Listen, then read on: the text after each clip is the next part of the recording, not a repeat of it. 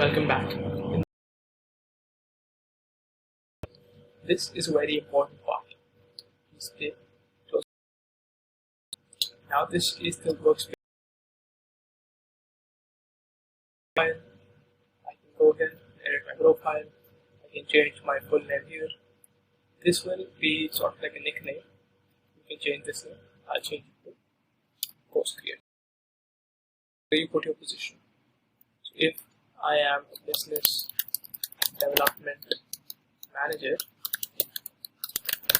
I put it here.